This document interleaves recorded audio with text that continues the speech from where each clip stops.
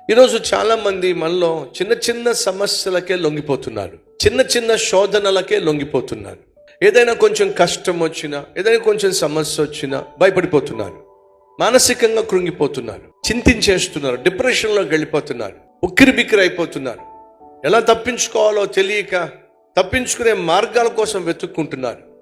దయచేసి గమనించండి, కుక్క కోడి కూడా పడింది అనుకోండి, కోడి ఏం చేస్తే ఎగురుతుందా, లేకపోతే తప్పించుకోవడానికి సందులు గొంతులు చూసుకుంటుంది.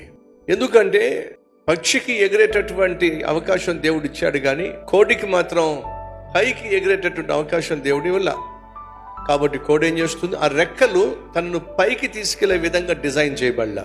కాబట్టి కోడి ఏం చేస్తుందంటే తప్పించుకోవడానికి సందులు గొంతులు చూసుకుంటుంది. కానీ ఎంత చిన్న పిచ్చుకైనా సరే తన రెక్కలు బాగుంటే చాలు, కుక్కకు దొరకదు, పిల్లికి దొరకదు, మీకు కూడా దొరకదు.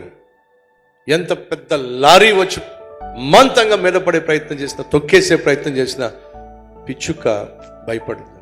ఎందుకని? తను కలిగి ఉన్న రెక్కలు తనను కాపాడుతాయి.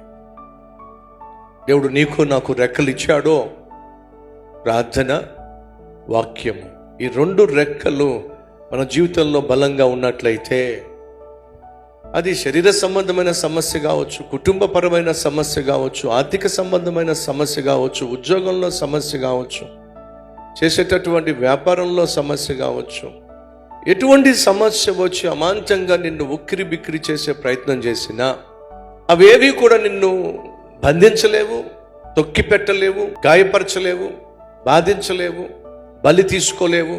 కారణం ఏమిటంటే నువ్వు కలిగి ఉన్న ప్రార్థన, నువ్వు కలిగి ఉన్న వాక్యమే నిన్ను కాపాడుతుంది.